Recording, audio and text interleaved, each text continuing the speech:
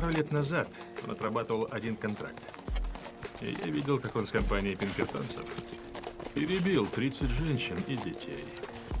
Индейцев, которые ловили железнодорожников вместе с семьями возле их дома и потом снимали с них скальпы. Совсем маленькие вокруг бегали и плакали. Им было годика по 3. Так его парни и их перестреляли и сбросили в канаву, хотя некоторые еще плакали. Наверное, Байрон решил, что Иисус не будет против. Что Иисус не любит апачей. Говори сколько хочешь. Хоть до самой Йомы. Даже когда будешь подниматься на виселицу, чтобы отправиться в ад.